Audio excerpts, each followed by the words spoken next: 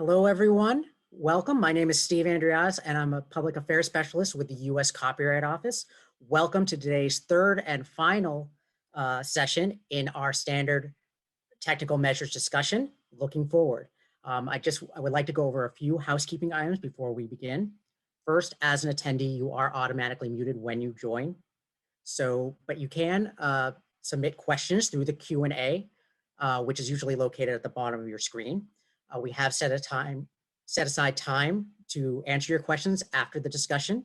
However, we can't guarantee that we're going to answer every question that is submitted. If we do ask your question, we may ask you to unmute and ask your question out loud. Now, if you're having technical issues, please either put a question into the Q&A or send me a direct message, and I'll try to help you as best as possible. And finally, this session is being recorded, and we are planning to post this online on the U.S. Copyright Office website and on our YouTube channel. And we'll do that as soon as the recordings are ready. And with that, I'd like to pass this along to our host for the day, or excuse me, our moderator for the day. We have Katie Alvarez, who is counsel with the Office of Policy and International Affairs. Katie? Thanks, Steve. Welcome everyone to the U.S. Copyright Office's third panel in our kickoff discussion on standard technical measures, or STMs. Like Steve said, my name is Katie Alvarez. I'm a counsel with the Office of Policy and International Affairs with the Copyright Office, and I will be moderating today. So as noted in last week's panel and in our Section 512 report, the Copyright Office believes that identifying STMs is a way that creators, service providers, and users can work together to improve the efficiency and effectiveness of Section 512 for all stakeholders. Building on the report, we're hosting these discussions to lay the groundwork for sustained engagement on STMs. So last week we had two panels to start the conversation. First, we heard about the legal foundations for Section 512I, as well as some of the obstacles for identifying and adopting STMs. Next, after that, we learned about some of the current technologies and their potential for being adopted as STMs. So building on last week's panel, today's discussion is focused on looking forward. The goal for this panel is twofold. First, we want to identify next steps for the creation of STMs, what needs to change to foster the development of STMs, and who should be involved. And then second, we also want to identify the next steps for the office's engagement in this discussion and our role in the conversation, since these three panels are just a kickoff in the discussion, a way to identify the issues that should be focused on. So before I start the discussion, some logistics. We'll have moderated discussion for about an hour. And then after that, the last 30 minutes will be reserved for question and answer from the audience. So please put your questions in the Q&A box. I will only be looking at that and not in the chat box for questions. And I'll either call on someone to be unmuted and ask their question, or I'll just read it to the speakers. So with that, I would like to start panel 3, looking forward. Before we begin, I want to introduce all of our speakers. So everyone's bios are available on the STM discussion events page, which is the page where you registered for the event. So in alphabetical order, we have Jonathan Band, who is the owner of Jonathan Band PLLC, and he is representing the Library Copyright Alliance. Next, we have Heather Johnson, who is the CEO of the record label 99 Lives. Then we have Joshua Lamel, who's the executive director of Recreate. And then we have Braxton Perkins, who is the Vice President, Intellectual Property Analytics Operations and Technology for NBC Universal, which is somehow more of a mouthful than Policy and International Affairs. You went with that one. So thank you everyone for participating in this panel. And I will go ahead and ask my first question. So the Copyright Office's Section 512 report concluded that no measures currently qualify as STMs as contemplated in Section 512I.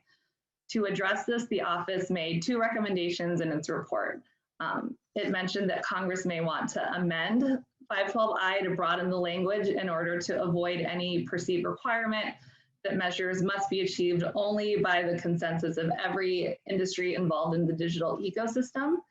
And the office also recommended that Congress may want to provide the Copyright Office with regulatory authority to oversee the development of STMs.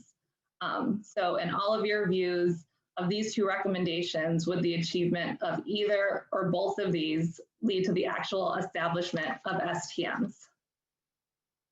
And anyone's free to answer in the order they'd like to. Well, I'll go first since my letter is I'm first alphabetically.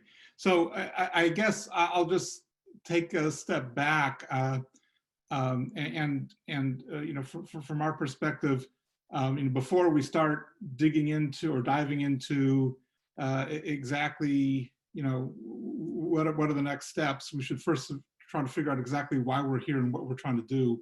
And in that vein, a couple of high-level points. I mean, yes, I agree that there are no STMs within the meaning of the statute, but the question is, why is that? And also then from that, you know, what are we supposed, what makes sense for the Copyright Office and the other stakeholders to do with respect to that? So why we're there, it's kind of hard to understand, it's hard to unpack, in part because it's sort of hard to understand exactly what it was that Congress intended with Section 512I. The legislative history is pretty sparse.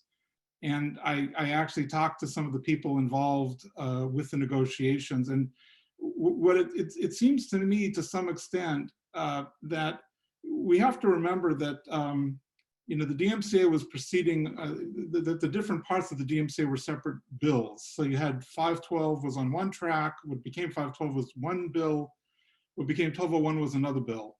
And different people were involved in negotiating those provisions. And I think 512I was negotiated without any awareness or expectation that there would be a chapter 12, which would create a 1201 and a 1202, and then the remedies in 1203 and 1204. And so I think in large measure, not entirely, but in large measure, the issue of STMs and technological protections, again, the legislative history says, oh, Congress expects that there will be technological solutions that will address many of the problems in the digital environment.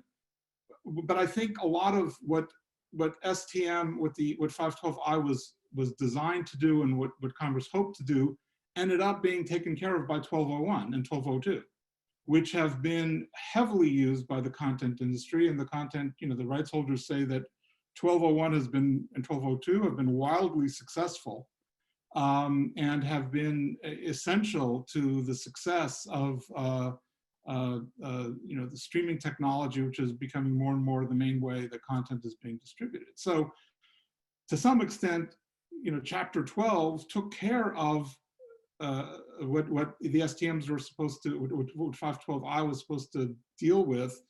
And so it hasn't rendered it irrelevant, but it has rendered it much more, you know, less important. And I think then also in terms of, to the extent that there was concern that these various systems, like especially the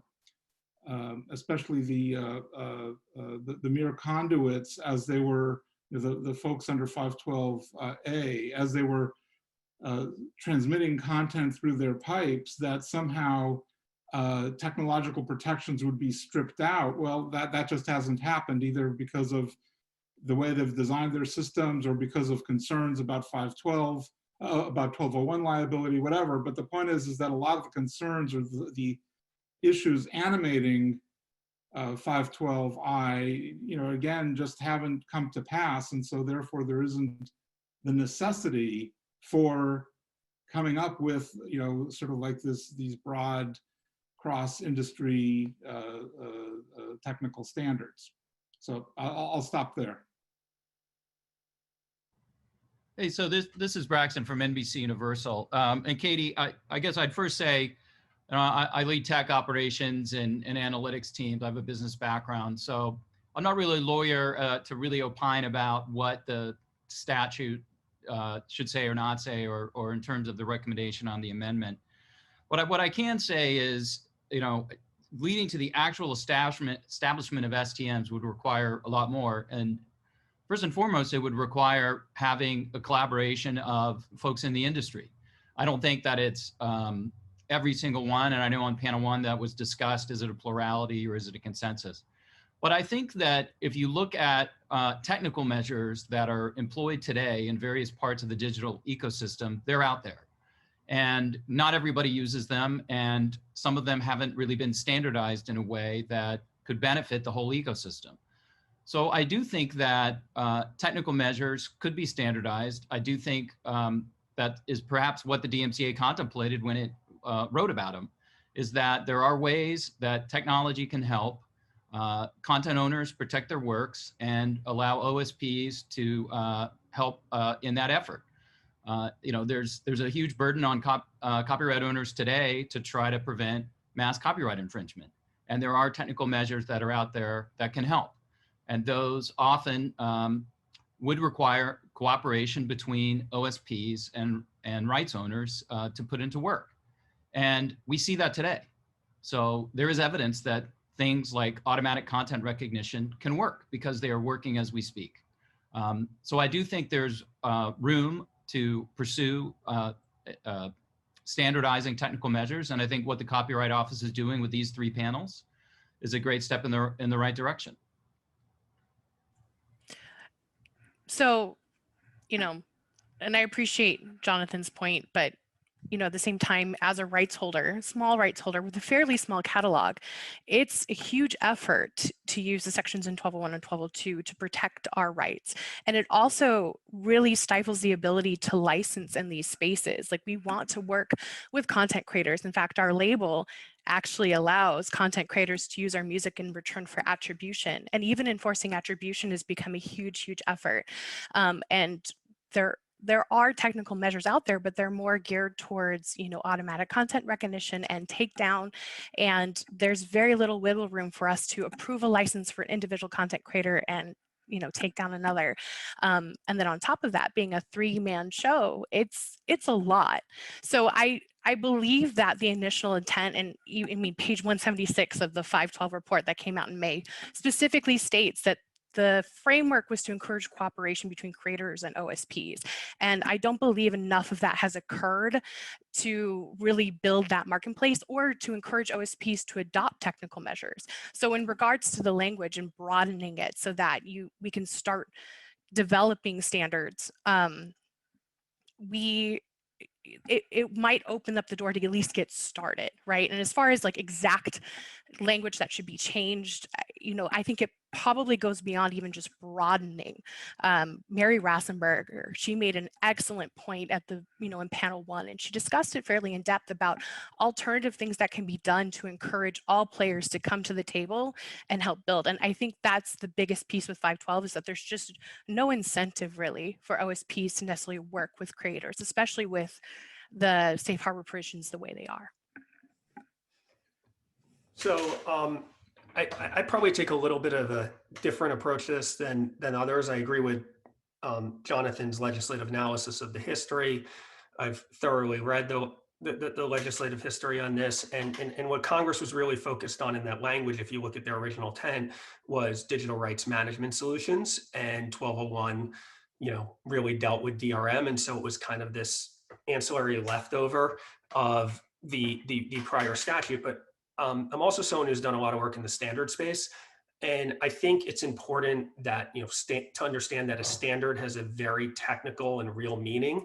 And it's not just a platform adopts this and everybody should use it, or a service provider adopts this, or a company adopts this. When it comes to standard technical measures, this is a heavily vetted, the intent is for a heavily vetted process of technologists coming together to try and develop an industry-wide standard. So for example, you could have an industry-wide standard developed for what is the DRM software going to look like for music, or what is the DRM software going to look like for written word. But you're not going to get these like tailored, unique, it's not meant to get at tailored or unique solutions like a content ID or other things that are happening, which are technical measures, but they're not standard technical measures, nor could they ever be standard technical measures. You would hope that there would be contributions of the expertise from developing that technical measure in a standard setting process. but like it itself couldn't be a standard technical measure. And so I think one of the things that happens in discussing 512I and in this whole conversation is we often confuse technology solutions to piracy and what are the technology solutions to piracy with all of them are standard technical measures, and they're not. Standards are a very specific, unique way of dealing with things so that everybody can adopt those standards and everybody has say and input in the development of those standards and they'll work. I actually think Mary made a very similar point, which is like we should probably be looking at, changing language to talk about making standards for standard technical measures, outlining what they should look like or what the end result, what the goal should be, but not necessarily pigeonholing a platform, a very specific type of platform to handle very specific type of copyright infringement. So in a way, I kind of agree with Joshua's point, which is that, we really should be looking at building out the standards for how these should be implemented, not necessarily forcing every single platform to maybe do a content ID style system, which really works well for music and audiovisual, but may not necessarily work for, written word or photography. Right, but what I like about what Heather's saying, and I agree, is that if we go forward, it needs to be very focused and very clear as to what it is, what exactly we're trying to do. And so, again, getting back to just taking a step back to the legislative history or to the 512 report and then going forward. So the 512 report on the whole is saying, the balance that Congress established in 512 is askew. And here's a bunch of ways to get to the balance they intended.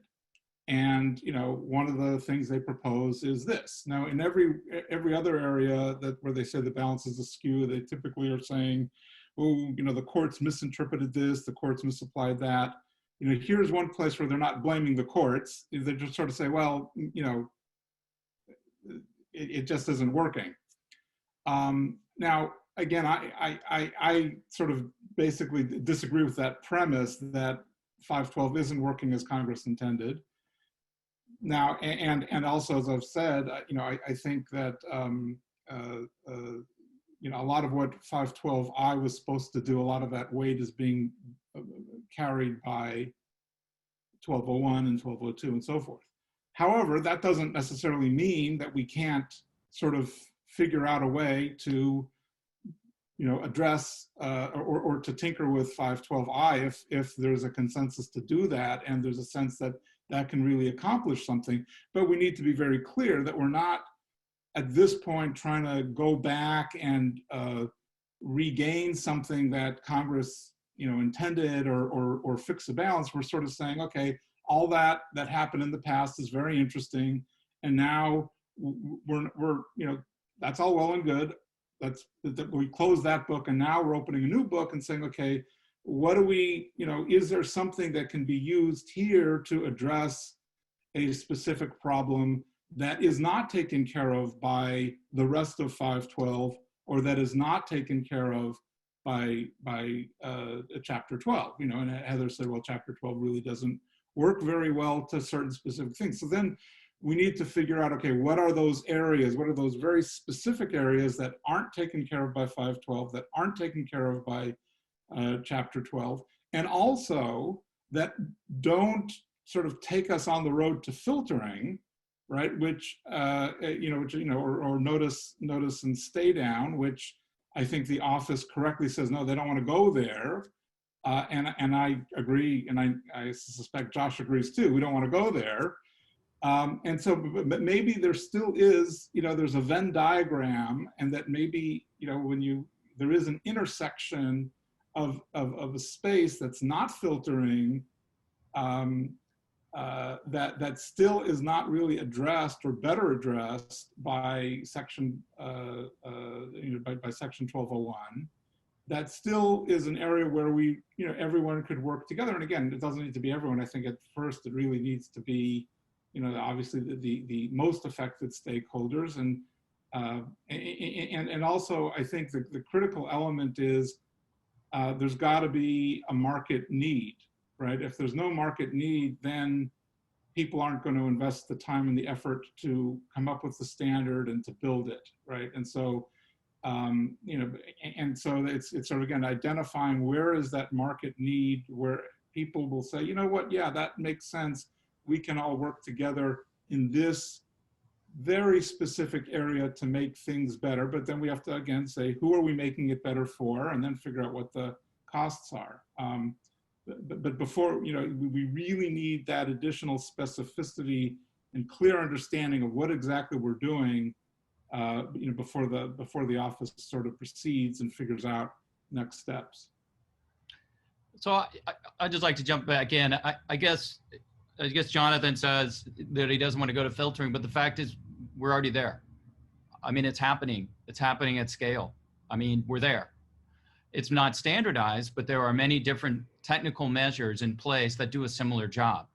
So I agree with what Joshua said earlier in his comments, which is how would you get to a standard? And you would need a lot of different contributions. And I think there'd be benefits in the ecosystem to standardizing an approach to automatic content recognition. And I think Heather's right that it wouldn't be the same for like ebooks or photos or games. It might be different for music and movies and television. But there's different technologies that go to work to automatically recognize what somebody uploads. And then how do those technologies work? What are the steps of the process and the workflows? Those are all questions that technical standards creation help answer. And it's a collaborative process. And I do think it's an area where the technical measures employed by many OSPs, either with their in-house solutions that they built or by taking on a vendor service from the outside and integrating it into their workflow, has worked. The good news is standards processes benefit from real world experience so that you have experts who know how this works, where the engineering challenges are, where things you know, might need to be standardized, where there's interoperability. And I think what I would foresee, and I think the Copyright Office study actually gives rise to the fact that automatic content recognition or filtering, and in the case of movies, music, and TV, is based most often on audio or video fingerprints. That is an area which would be ripe for standardization. And I think it would benefit OSPs and it would benefit copyright owners, and it would provide a more powerful tool in the ecosystem. So I do think that that is an example of a technical measure that is not being standardized elsewhere that would be a good fit with why the Copyright Office is hosting these panels and exploring this topic. So it's a process, and perhaps the Copyright Office is the one to jumpstart it beyond these panels. So, you know, if we look at this, I think one of the reasons why in theory and in a perfect world, what Braxton is saying is, I agree with 100%. But I think there are two realities that complicate this that normally don't come into traditional types of standard setting processes that we need to look at here. Number one is part of a standard setting process is voices need to be listened to. There needs to be compromise. There needs to be, as John pointed out, the areas of this Venn diagram that can lead to a standard, and everybody has to see it as ultimately getting something done is to the benefit of everybody.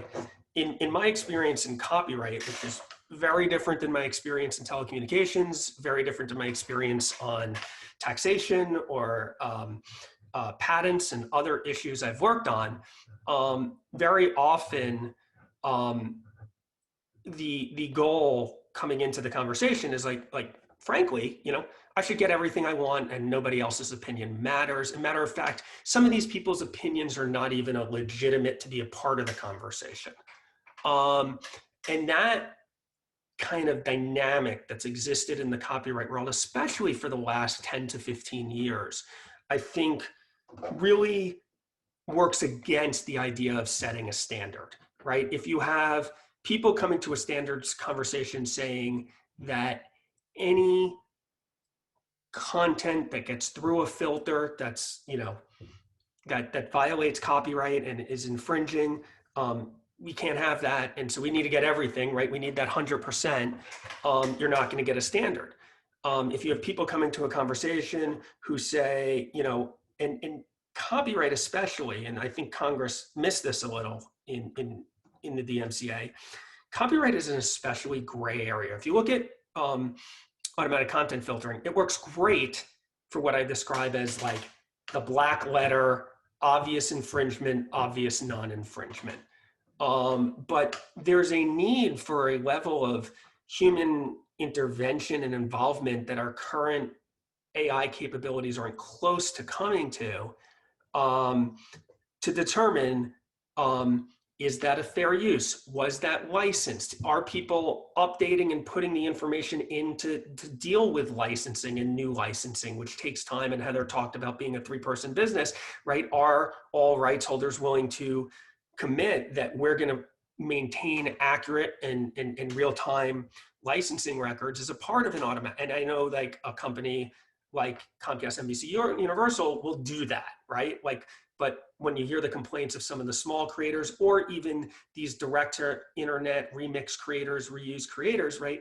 They're not going to be able to necessarily deal with all those things that would make a standard work. And there needs to be a recognition in developing a standard, and this is my second point, which I know Jonathan is very passionate about, that what is an appropriate level of filtering that is acceptable to be wrong, right? What is the appropriate amount of speech that a filter could pick up with that is that actually shouldn't have been picked up by the filter, whether it was licensed, whether it's a fair use, all sorts of other things. I mean, Heather's business model deals with this all the time because they're probably giving out these attribution licenses to multiple artists to use in remixing. And this is a, we saw this with the Justin Bieber situation recently. And so when you take into account all those things, there needs to be a willingness to recognize that those are extremely valid concerns that a standard needs to be take care of, that need to be an important part of the conversation. And what I've seen to date in policy realms is a refusal to recognize that those are important things that need to be taken care of. And therefore, you can't have a standard if, it's just, this is what I want and everybody else go pound stand. That's not how standards work. And so I think that is an area where we could really use not a moderator or an intermediary, but rather there needs, if people want standards on content filtering, they need to adjust their expectation of what they'll get out of a content filtering standard. So I just wanted to follow up on this discussion of standards versus technology. Josh, you've mentioned a lot about the standard setting process. Since, this hasn't really happened, like, is there what could be done to encourage the start of a standard setting process in this area? Do you think this does need congressional action? Again, like changing any language in the statute? Is there a role for the Copyright Office? Is this an area where stakeholders might just decide to start doing this on their own at this point? What could be done to encourage it, either with or without legislative action?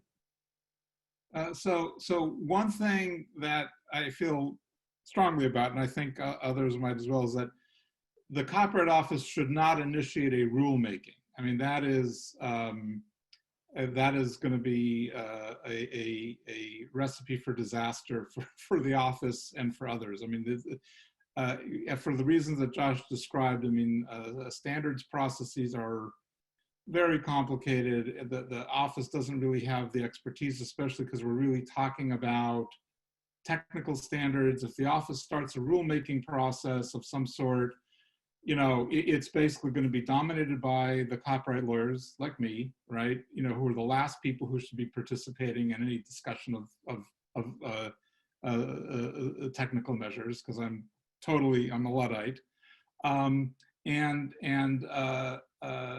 So I really think that any kind of, this idea of increasing the office's rulemaking authority or anything, this is not how it's going to work. It would not lead to success. And I'm really not sure that anything needs to be done in the legislation to lead to success. It's really got to be, people, I think if folks are able to identify a specific area and say, okay, let's all work in this area, and then pull people in I think that that's going to be a much more likely way forward. I mean, but part of the problem is in the discussion, even, if you look at the discussion last week, I mean, it was kind of all over the place. And I think if we can focus on things, and that's like what, if we look at the successful discussions in the past, like the the DVDC and came out with this CSS standard that was very successful. It's still in use all these years later, even though DVDs are much less used than they used to be, but it's still out there. And it was industry driven. Now, it was a lot of work. It was painful, but part of it was everyone saw a need for it. And so again, I think if folks could really focus on, come up with one area that, where the top area, say this is where a specific area, and unfortunately, it would probably have to be also very focused on a specific, whether it's text or just like with, with a certain kind of work or certain class of work. And it could be that we're talking about, it really needs to be in the music area or something. But to come up with something specific, then I think that's a way forward. And it could be that the office could facilitate that effort to really identify where would be an area that it really could be productive, or it would really make sense, and then leave it to the technology folks in the different affected sectors to figure out how to go forward. But it really needs to be a very focused discussion. Otherwise, if it's still way too scattershot. So I mean, I think, automatic content recognition could be exactly that focused topic, and it could be an example of, let's take technical measures that are in place today in different ways, in different parts of the ecosystem, and the Copyright Office could facilitate a discussion among technical experts around that process. And I think it could be constructive. Copyright issues can be complex, and a lot of the technical measures that are in place today have some complexity to them. But they don't just run as a tech without human guidance and human interaction. I mean, I think that is a really key point that I think Josh brought up, and that's right. You don't just set a filtering system to then just do whatever it wants. You constantly have humans that are calibrating how the matching works, working on the reference file library sets. There are processes today where uploaders can challenge or dispute an action that an automated system takes, and that works. It's an area of the product and the technology that's solved. There's solutions at scale today where that's working. So I do think that the good news is voices should be represented in a standard setting process. You should be able to have people come that can present their experiences. And the good news is we have a lot of examples where a lot of issues like blocking fair use, those have already been contemplated. A lot of engineers and system administrators have already put into place technical solutions for those issues. And so if you took technical measures like automatic content recognition and you standardized it, you put it through a process that perhaps the Copyright Office could facilitate and do that in the near term, then I think you could get closer to what that would look like. And I think it is an area that is ripe for this process. First and foremost, I kind of want to commend Jonathan for pointing out like that, him as an individual may not, as an attorney in the copyright space, isn't necessarily the person we want driving these conversations, right? We're talking about technical measures and we're talking about what it would take to implement them. So talking to actual technical individuals is a huge key component. And yes, having voices from all sides. I mean, when you build software, you write out user stories, and we have rights holders that are users, and you have the, for example, in UC platforms, the end user who uses the platform, and their story is also different. I kind of disagree a little bit with Jonathan that's saying that, there really isn't an incentive though right now for OSPs to work with us. And I think that's the big crux, right? You look at a platform like Twitch, right? We allow content creators use their music across the board without enforcing attribution, because we have no way to enforce attribution outside of using DMCA takedowns. And a 3-person, tiny record label, I can't chase that, right? And we don't make a ton of money through attribution, but we want to work in this space. So it makes it really difficult when we can't enforce our licenses, we can't enforce our rights to even build a marketplace. And Twitch continues to hide behind things like the DMC safe harbor status. And granted, when those safe harbor provisions were created, they didn't envision UGC platforms like Twitch and YouTube. And I think that might be a conversation for the future about incentivizing OSPs.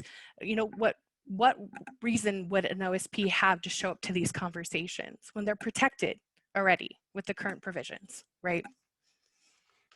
So just a couple of things, and Heather rightly hits on kind of this tension, right? Like what's the incentive to show up? How does it work? Certainly, first I want to say before I get into all those technical things, that I think it's a bad idea for the Copyright Office to initiate a standard setting process. And that's not a copyright issue.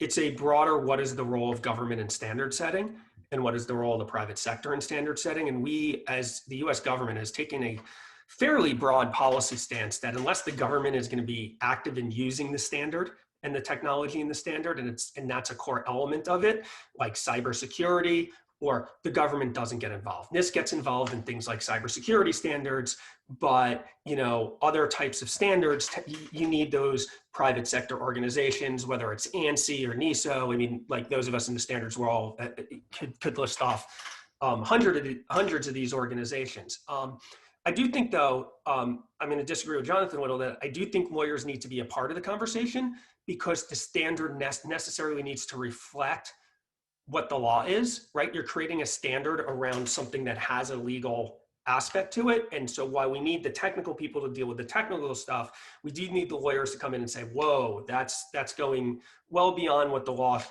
contemplates and should go behind. That's going to take down a ton of stuff that is not violating copyright, et cetera.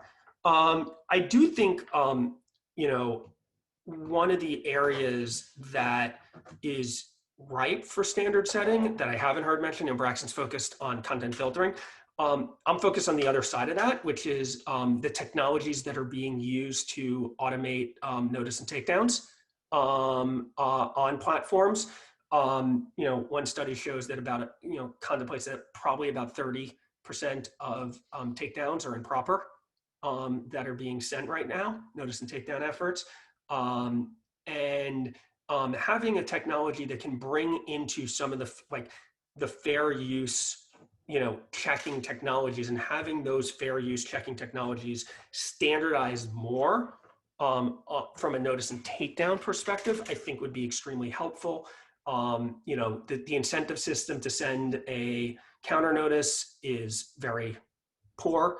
99% of recipients don't send a counter notice, even though, which would mean about 3/10 of those are legitimate content being taken down potentially, or improper notices. And so creating more standards around how to deal with fair use, how to account for licenses in the notice and takedown filtering technology that's out there, which has so many false positives, I think would be an area that would be interesting. And maybe that's an area, the incentive of that can create the dialogue with and be a part of a conversation about the filtering conversation as well, because the two are necessarily interrelated with each other. And the current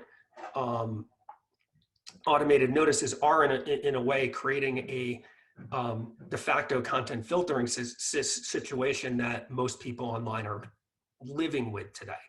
The role the Copyright Office can play, though, there is a role the Copyright Office can play, which is the role that a lot of government agencies can play in these processes, which is, first off, is helping people to have an unbiased view of what the law is, and acting as a mediator between the lawyers that are involved in this when they're yelling and fighting with each other about this. I do think there's a role that the Copyright Office can play there and really help the standards technical people do their job. But I don't think it's a role that the Copyright Office, a rule, and agree with Jonathan on a rulemaking that would go against like every US government policy that we have right now, but on standards. But I think having the Copyright Office almost invited to be a part of the process by the standard setting organization is where the Copyright Office could fit into this.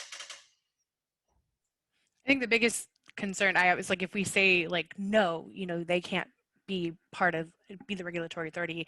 I don't want that to mean no, that the conversations have to stop, right? Coming from a technical background, right? I have to agree that having an outside body that has a better technical background for these is probably a key component, right? Asking the U.S. Copyright Office, who very much understands copyright and rights holders, we're fairly well represented, in that space, but making sure that there's a realistic understanding of what the tech looks like is a key component. So yeah, I think that the U.S. Copyright Office should continue these conversations, should continue these panels and facilitating them. But I think there's a really realistic expectation to have a more technical background facilitating actual standards.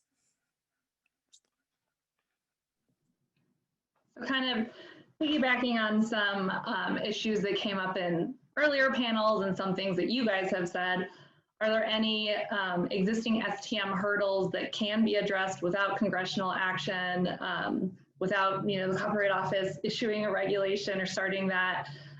So I don't want to just focus on the problems that were brought up, but instead how to actually meaningfully address them. So some examples, and I think Josh has also sort of brought this up, but that also came up in earlier panels, were lack of communication between the different players in this whole ecosystem, lack of understanding just about STMs in general, how they work, who should be able to use them, and also accurately identifying infringing uses, which of course, goes into licensing, fair use, that kind of stuff. You made the very good point that and this also did come up in earlier panels, that a lot of these technologies are great at identifying a work and like maybe finding the very specific clear infringement or the clear non-infringement, but they're not as great with the gray area.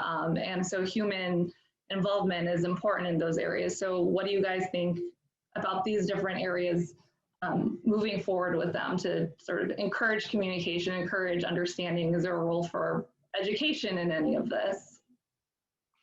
Yeah, so I think the most important thing, and if anybody's listening, like if you want standards, there needs to be a change in the mindset of everybody in the ecosystem. Standards happen when it's in everybody's interest to get a standard across the finish line, and standards when parties do not, when it's not in someone's interest to get a standard across the finish line, they're very hard to get.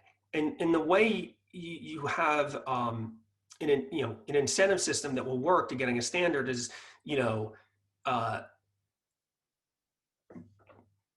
parties to understand that it is a compromise and you're not going to get everything. There's never been a standard created where a company has gotten everything they wanted out of the standard, right? Like there has to be places where people are willing to compromise. And I think unfortunately what makes copyright so tough in this regard is there's no history of a willingness to compromise in the copyright space. And there needs to be a recognition, as I said earlier, that all opinion, like that there's value to differing opinions, and that just because a stakeholder disagrees with you doesn't mean their opinion is a lie or wrong. It's just an opinion you disagree with. But until that mindset changes in copyright world, I don't see any chance of having a realistic standard getting developed that won't be attacked heavily by a subset of folks if it does move forward. I think you can get standards. I think the big, large service providers and the major rights holders could come together and create a standard, and the incentive system is there for them, and they could work on it and partner on it and get there. But the problem is that leaves out too many stakeholders who are going to be subject to that standard. And so it's not a fair process, nor the process that Congress envisioned when they wrote the law back in 1998, because they specifically say there needs to be a wide cross set of stakeholders who are involved in that process. And people who like to flamethrow or blow things up on both sides, right? Like that's end standards. That's how standards go away. And that's how standard setting processes fail. And so that would be my big thing that would need to change to get there.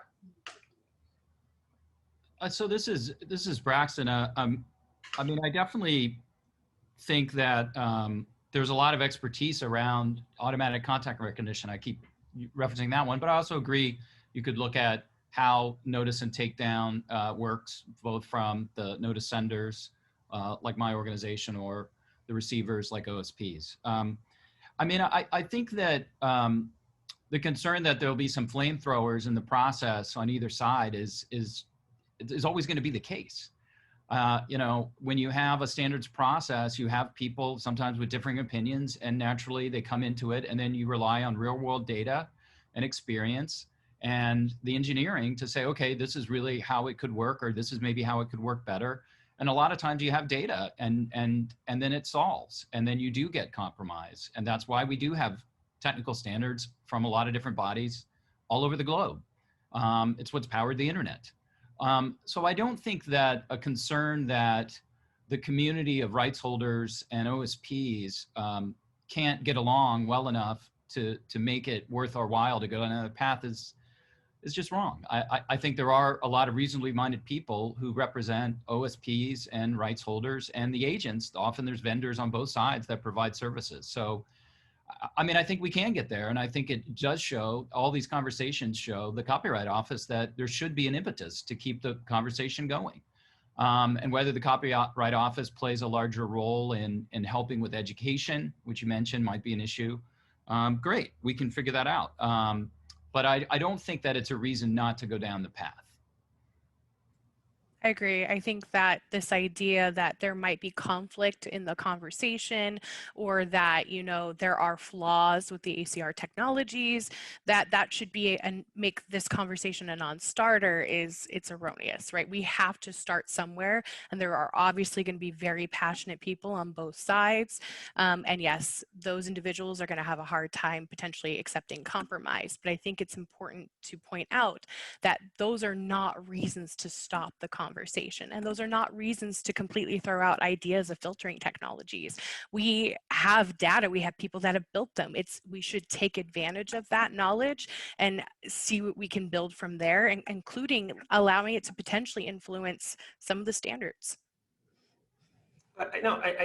Jonathan, I'll let you go in a second, but I agree with what Heather just said. I do think like there needs, you know, one of the challenges, and this is important, it's you can't have compromise when a group of people who are involved in the conversation do not think another group in that conversation has a right to even have a seat at that table. And that's more what I'm getting at.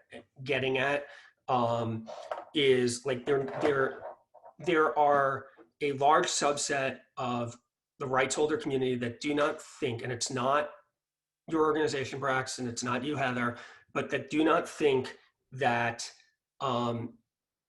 organizations that work with direct internet new creators like I do, or that work with, work on the public interest side of things, deserve to have a right to be at that table, because it's a conversation that's really about rights holders and the platforms. But it goes far beyond that. And in, I think especially if you look at a recent study showed that 50 million people around the world are now either semi-professional or professional direct internet creators, new creators. We did a very conservative study on this that showed in the United States alone, there's at least $7 billion going directly into the hands of these people in our economy right now. Like, until they really have representation, I mean, I try, but like until they really have representation and are even seen as a legitimate part of the conversation, when they're the fastest growing part of the creative economy, I just worry a standard's going to get set, and those people really don't have like there's no union representing them. There's no technical organization representing them. They're kind of on their own. And so that would be like one area, right? Like if we are going to have a standard that we would need to work on. Jonathan, sorry. No, that's fine. I mean, the point I was going to make was more that you know, even you know, there's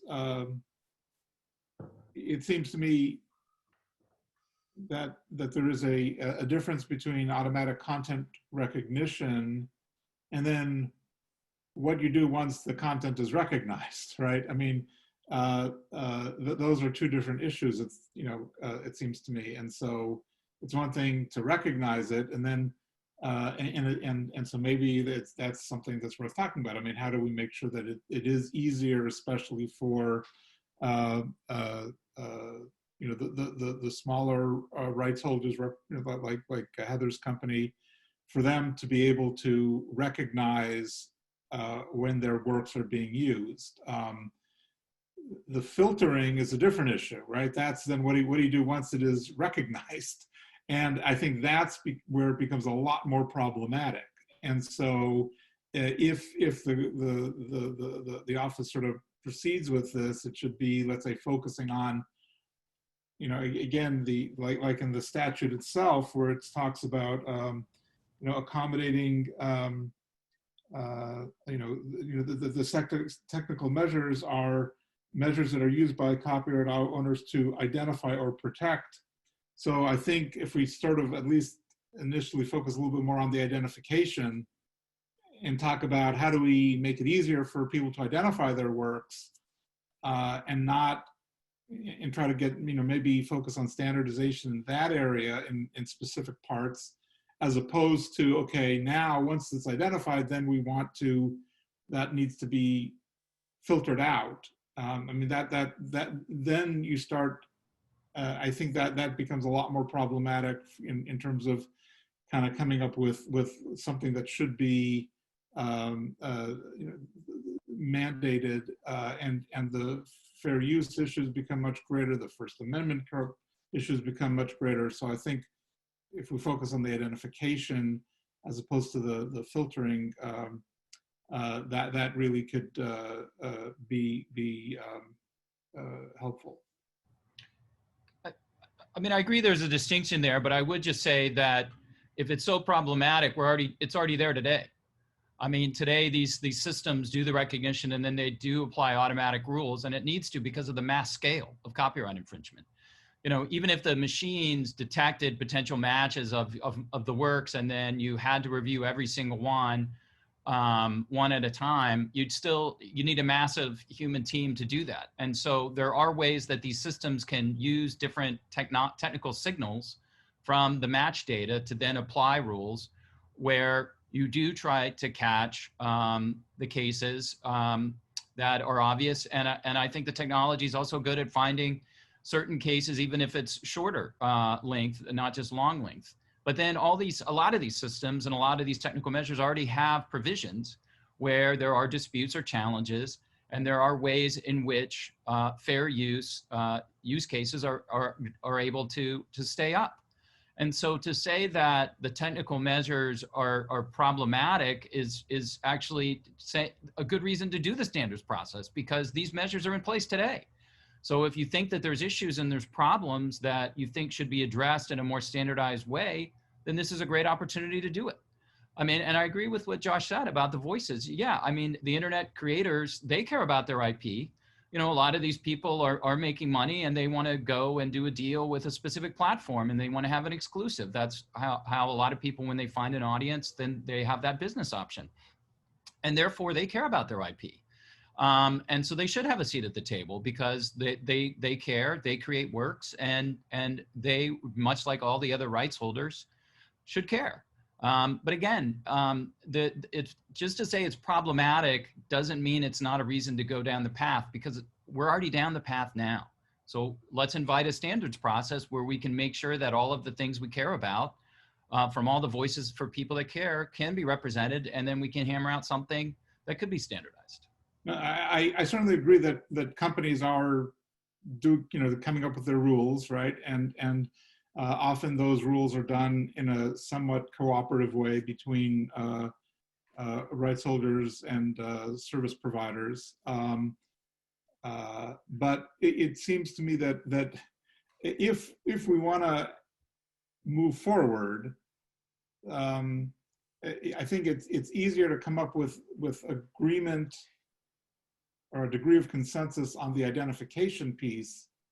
But if we try to do the identification and the removal or the filtering, it becomes, I just think you're asking for you're defining a project that's going to be much harder to achieve. And given that here we are, right, and we haven't even gotten to square one, except one of the comments talks about the plus approach, and I think that is an area where there, that might fall within the for images where that falls within the meets the STM criteria. But if we haven't gotten to square one in most areas, then we should define a way to get to square one as opposed to how do we get to square five, right? Let's just do one first, and then if we get to one, then maybe then there could be a conversation about, well, we were able to get to one and people are happy with that. Now let's see, is there a way we can reach an agreement on that to have rules that would apply? And again, the idea if it's an STM is that means every service provider needs to implement it in order to get it safe harbor. Okay, so that's a pretty far-reaching concept. And so to get all the big players, small players, to get everyone comfortable with that, and all kinds of users and all kinds of creators, I just think that that's to get the consensus on that is going to be much more difficult. So I would say my point is just pragmatic. It's like, let's get to step one, and then we can see if there's a way to get to step five.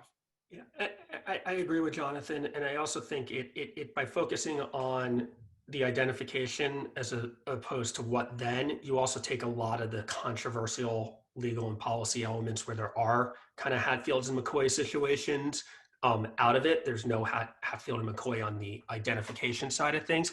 But I do want to say that, for these new creators, yes, they care about protecting their intellectual property, and they do deal with people just taking their stuff and posting it. And they find that the systems that are provided them to deal with that right now on the platforms they work with generally work for them in doing that. But what they get frustrated by is how much the current technology is improperly claiming when they use things, either that they're fair uses or that they had a right to use it, or that it's incidental and completely, they could just take it out and wasn't their fault it got in there to begin with, like a song playing in the background at a fair.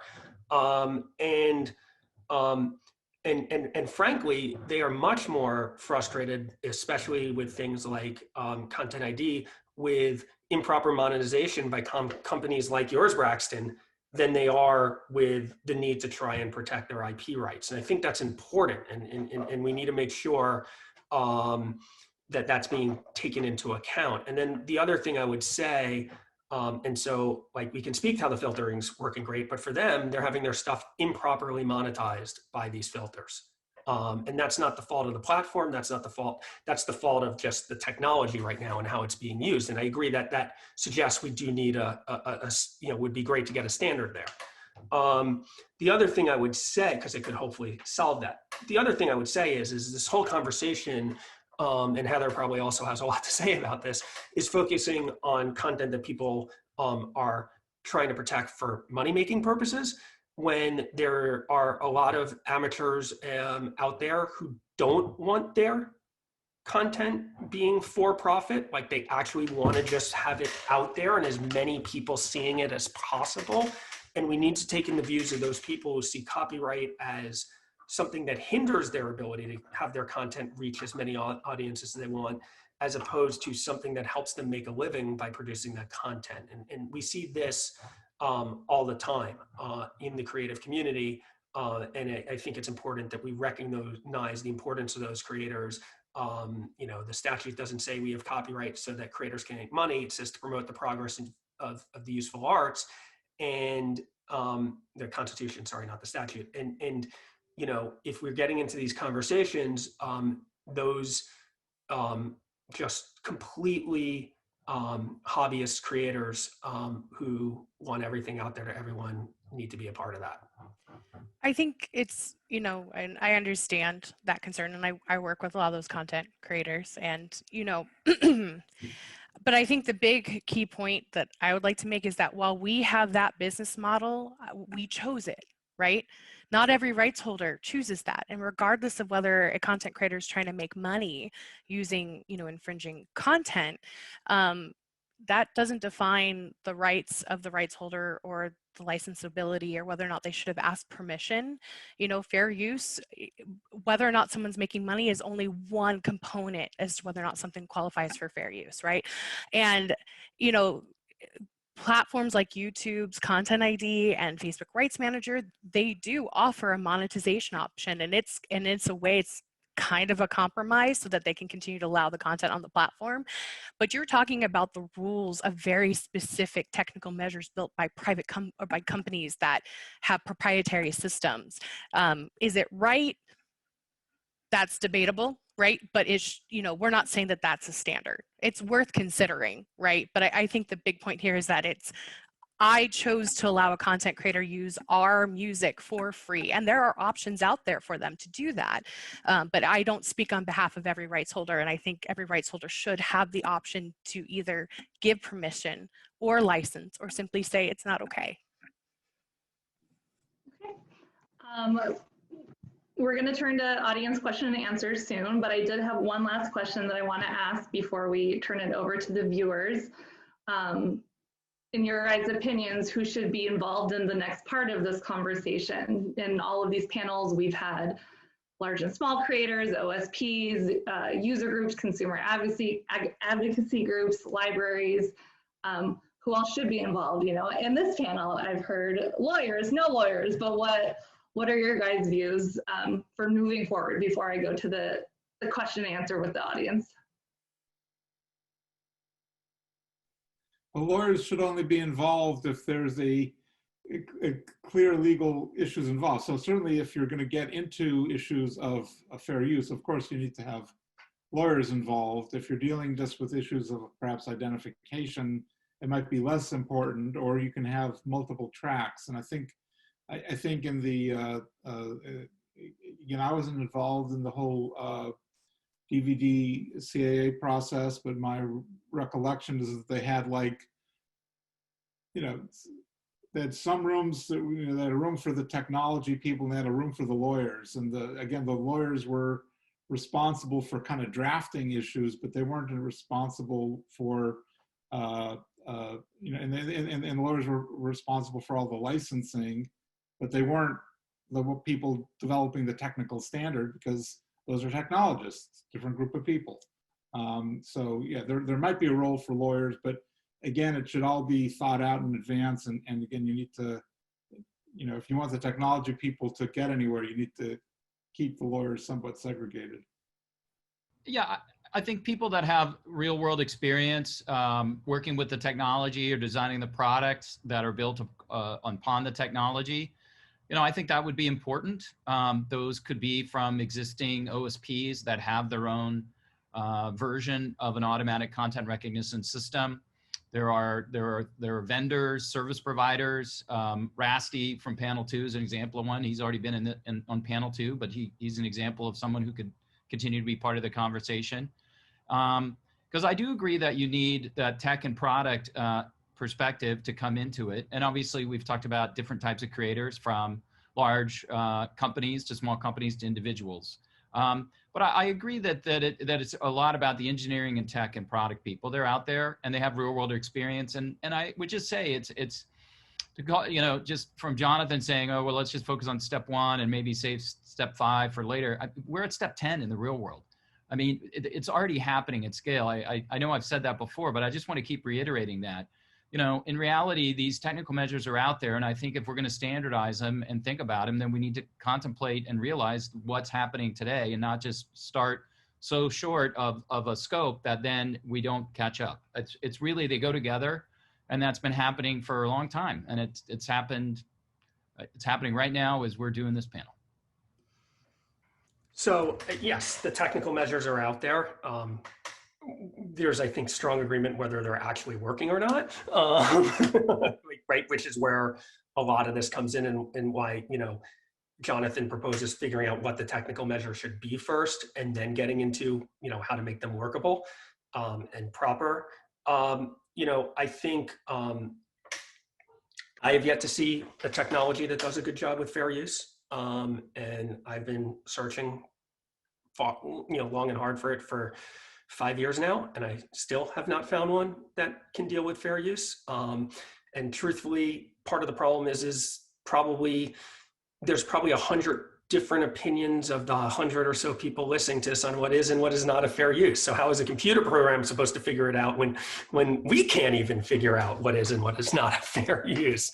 And so, you know, ultimately, like, that's the challenge, right? Like, copyright is, at the end of the day, a very fact-intensive, case-by-case analysis, and doesn't necessarily neatly fit into this like simple bucket that people would like it to fit into. And you know, we haven't really gotten into that this much in this conversation, but ultimately, like, that's the limits of an STM. If we cannot even agree, there's strong disagreement in the market is what is copyright infringing and what is not copyright infringing. You know, we have to be very careful about creating standard technical measures that are going to decide that outside of what, like, the courts and the law and, you know, how our system is designed. And then the other thing I would say, and I actually, you know, I do agree, you know, I find myself agreeing with Heather on a lot of points. We have our slight disagreements. But, right, you know, one thing we do disagree on is the whole concept of permission, fair use, and limitations and exceptions to within the copyright system were designed specifically so that people didn't have to get permission, that we needed use cases where people weren't getting permission. So the idea that you always need to ask a rights holder for permission, there, you know, our law specifically actually says, like, no doubt, no, we don't want that there needs to be cases where that doesn't happen. And I agree with you. Like, if you can ask for permission, or you're in a situation to ask for permission, you should, like, go right ahead, do it. But, you know, that's not our copyright law as a country. Is not a permission-based system for a reason.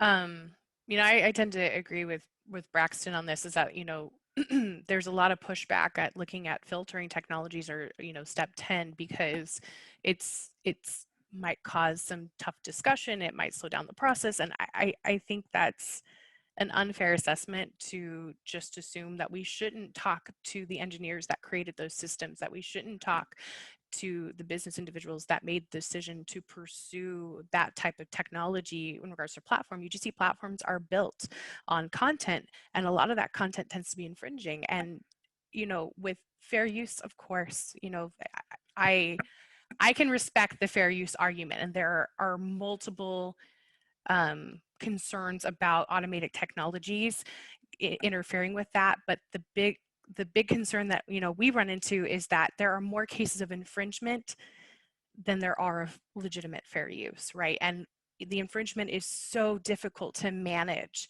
that, you know, trying to say that every single instance should be reviewed first for fair use, rather than maybe an appeals process that has a human involved that can legitimate, and preferably a third party, you know, rights holders, we're protective of our works, right? So we have an emotional bias to it. I think those are conversations that can be had in regards to standards. But, you know, to Braxton's point, we should have the individuals that built the technical measures already in these conversations, and we should have content creators, and we should have rights holders. And yes, if there are, we're talking about legal provisions and things that need to change in the law, yeah, we probably should have, occasional lawyer here and there. But I think the big portion of the conversation needs to be around rights holders, their experience, users, their experience, and the actual technical burden that it would require to build out these technologies. And, coming from the tech world, tech has grown in a way that I don't think any of us imagine.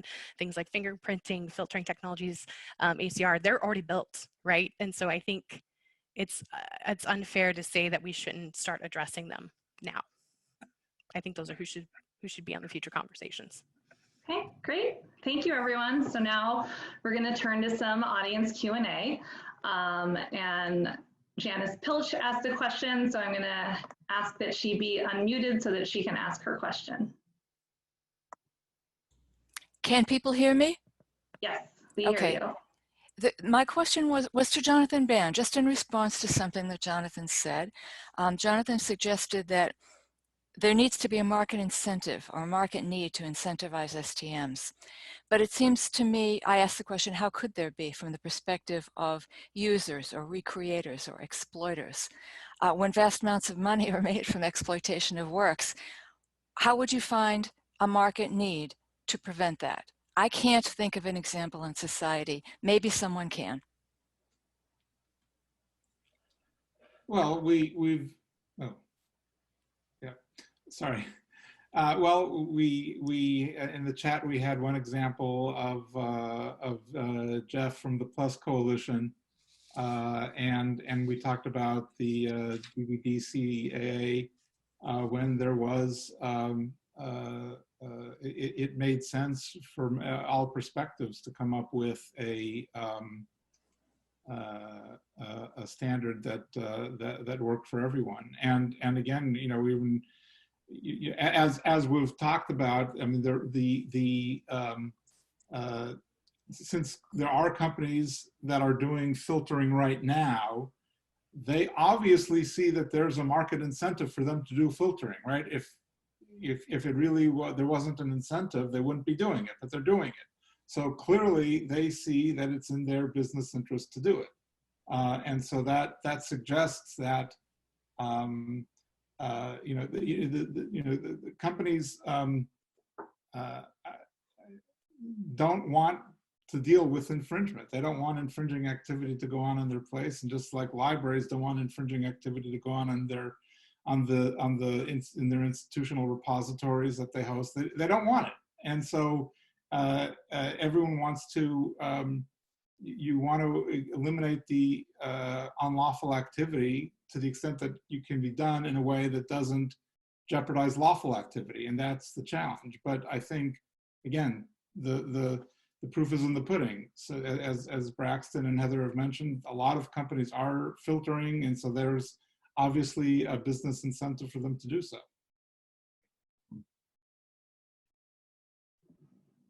Okay. Next, we have a question from Xander Harcourt.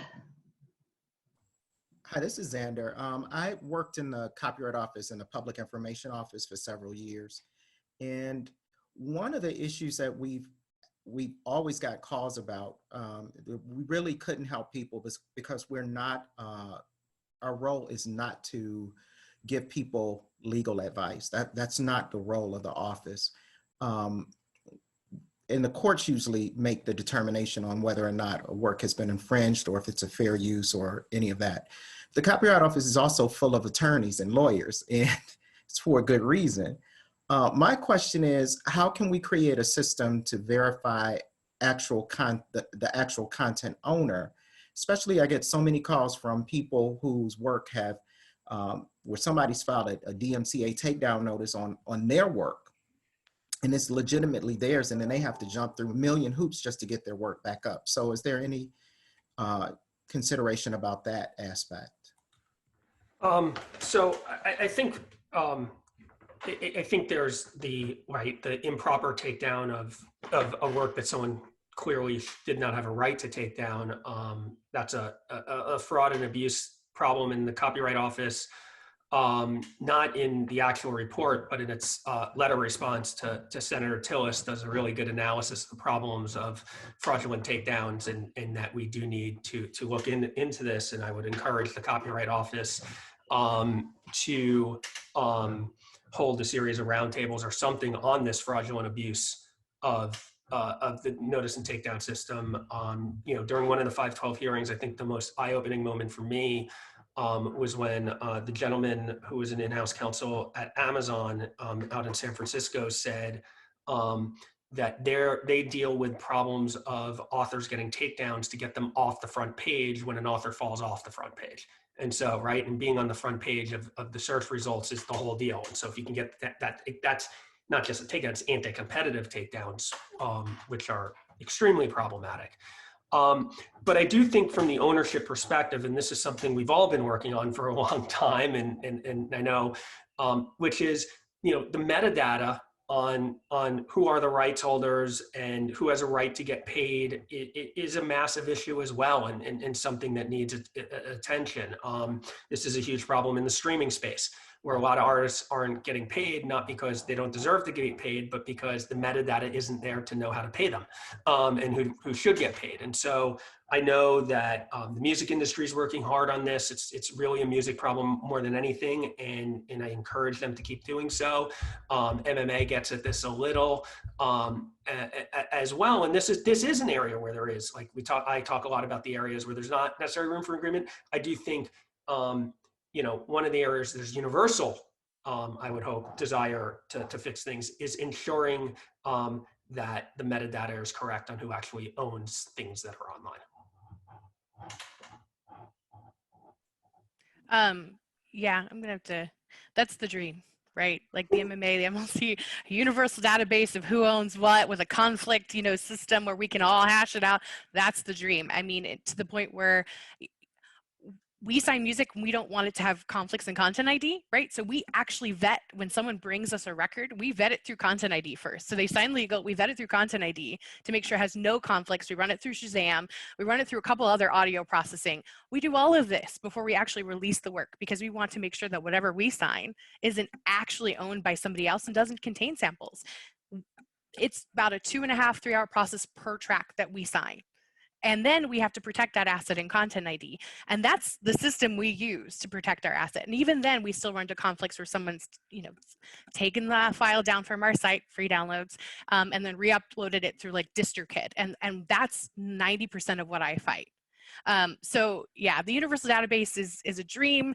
Who should own it? Looking at how long it's taken, with the MLC database, how long they're expecting that. And that just addresses mechanical rights. On music, yeah, I think that's something where, again, we have to talk a little bit more on the technical engineering side of, what does that actually look like? Who's the source of truth? How do you provide that? All I can say is that's the dream. One day, maybe. Okay. Next, we have a question from Dusty Jewett. So most of the identification systems are heavily patent encumbered. The standard part of the STM suggests that these systems will be required by law.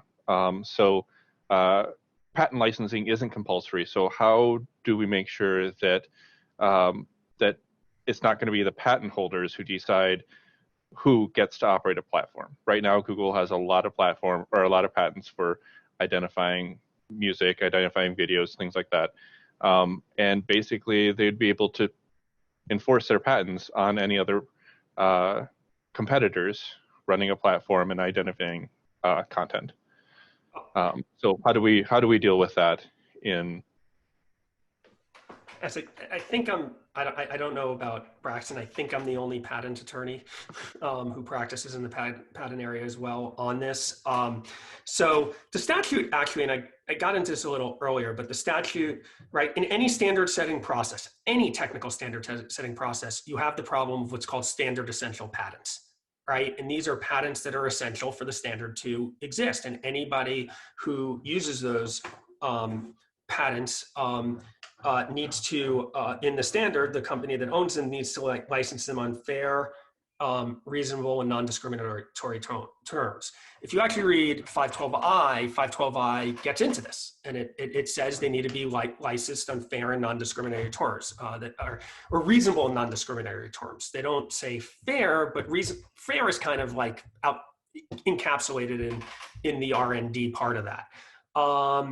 So when you look at these type of FRAND obligations, does FRAND work right now? Not great. There's abuse of the FRAND process by patent holders all the time. I would say that Google is one of the best actors out there when it comes to FRAND and patents in the ecosystem, which for people in the copyright world might be surprising. But there are a lot of bad actors in trying to get their patents into a standard and then using that to exploit profit out of the standard for themselves and to the detriment of their competitors. But if 512I specifically says we have to watch out for these anti-competitive uses and prevent them. And additionally, in a forgotten part of 512I, it says that if a standard should never be something that adoption of a standard should never be something that's not affordable to the organization that's doing it, whether it's a startup, a non-for-profit, whatever it might be. If they can't adopt the standard, that shouldn't get in the way of them existing or continuing to operate or being open to other aspects of problems. And so that does create a protection for those that might be exploited by a company that was using their patents to take unnecessary profit out. And that additional language is not one that's contemplated by patent law. So I think that's important in this case. Great. Okay, next we have a question from Stephen Hawley. Well, thank you very much, and a very informative session. I don't believe that there's been a discussion of an abstracted kind of ecosystem view of media or an agreed view of content. Like, think of the end-to-end process of creating, producing, distributing, consuming content, and how those various domains interact with one another, so use cases and places of infringement can be identified. I bring this up because this session has mentioned automated content recognition, content ID, but there are many, many other technologies out there. And I think an ecosystem view would give the technology community a reference model to attack infringement. Organizations already exist to declare and maintain technical standards. And, as Braxton has said, the technology community works really hard within the frameworks. Well, they offer a lot of products, but then in turn, those companies all work within the frameworks of organizations that shape and implement technical standards. Like in the cable TV industry, there's SCTE, for example. I'm on one of their committees for AI and machine learning. And so there's an opportunity to contribute to a technical standard there. But then it's up to the technology community to say, okay, the standard exists, let me implement it in my product. That's a different discussion. So, government and legal entities can help create and enforce guidelines that recognize, legal and illegal, infringing use and so forth. But I'm just wondering, I'm wandering here off topic, but what I wanted to get to was, is there a standardized reference point from which this discussion can stream from? I don't think there is. And maybe some of the folks out there can tell me that there is one. I'd love to know what it is. Thank you. Well, I'm not sure I follow about a standardized reference point, but I mean, to me, having watched the first two panels and then participated in this panel, I obviously think there are a lot of stakeholders that can come together to talk about the technical measures that are involved in automatic content recognition and to talk about what it would be like to standardize them. So to me, that's the reference point. I mean, I think it's the fact that there's a lot of copyright infringement online, and that there are tools that can be deployed to help mitigate mass copyright infringement, but that also provide for processes to accommodate fair use and to balance the interests into a better ecosystem for everybody. And so that's, to me, the reference point. And I think these panels have done a good job. thanks to the Copyright Office for putting them together and hosting them, because I think it's shown that there's a there. There is something to discuss. And there are technical measures that can be put on the table. And we've already identified a lot of different people from a lot of different parts of the sector who would be good contributors to that process. Okay, if no one has anything else, then we will be ending our session, today's discussion. Does anyone have any final remarks during the last 5 minutes? It's okay, you don't have to come up with something if you don't have anything. I know we talked a lot already. Yeah, I think I'm seeing in chat like thank you, but yeah, I'm excited to see the conversations continue, right? And hearing multiple perspectives is important, and I think it's the best way to educate, you know, everyone involved, is continued publicly available conversations about what this means for, you know, us as rights holders, but users and, you know, platforms. I want to see Amazon and Google come to the table. The only thing I would just, you know, add when I talk about tone and kind of like how we approach things and everything around that, I think it's really important. Word choice matters, tone matters. If you're going to get a standard, it needs to be a collaborative process between everybody. And, you know, especially as you look at a couple of the questions, they were a little negative in tone and bringing up things that I think is unhelpful to a standard setting process. And if you actually want to see this done, like Braxton and Heather, who, right, like, I mean, this was set up in a way where it's Jonathan and I on one side and Braxton and Heather on the other side, but Braxton and Heather's approach has been wonderful too, and is the approach you should seek to model in how to get to a standard. And that would just be a piece of advice for everyone out there. Likewise, it's been a pleasure chatting with both of you, Jonathan. Yeah, thanks to Katie and the Copyright Office for putting together. It's been a pleasure to be on this panel. Thanks, Josh and Jonathan and Heather. And especially you, Katie, for being the moderator. Thank you. So again, thank you everyone. Thank you to our panelists. Thank you for everyone who watched this session, all of our sessions. They have been recorded, and as Steve mentioned at the beginning of this session, we will be putting them on our website when they're ready for that. So thank you, and stay tuned for next steps.